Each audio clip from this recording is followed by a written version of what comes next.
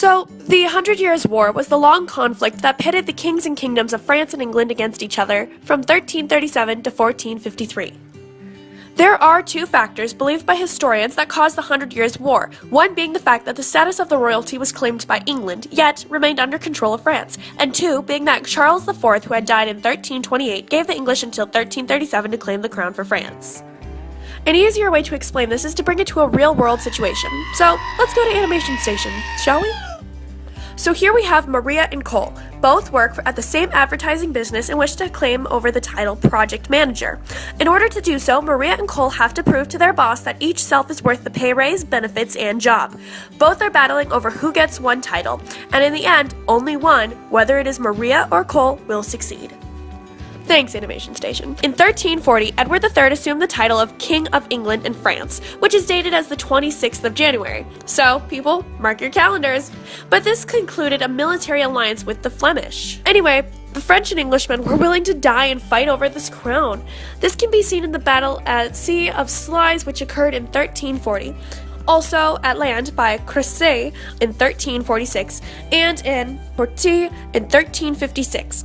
The English army was well disciplined and successful in using their longbows to stop cavalry, and they proved victorious over much larger French forces. Not French fries, French forces. I saw where you guys were going. Anyway, however, in 1360, King John of France was forced to accept the Treaty of Calais in order to save his prideful title, King. In the end, the Treaty of Calais proved to give complete independence from the Duchy of Guyenne. King John of France had a son, and with this son taking title as king, the French had succeeded in reconquering almost all the ceded territory, notably by a series of sieges in 1380. But Henry V of England renewed the war and proved victorious at Agincourt in 1415, and he later conquered Normandy roughly around 1417 to 1418.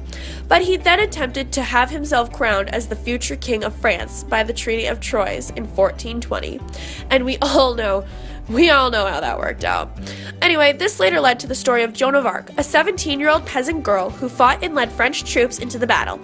Thanks to her, the Siege of Orleans was lifted in 1429.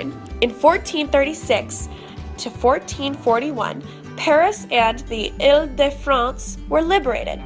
Following this, in 1445 and 1448, the French army had been reorganized and reformed.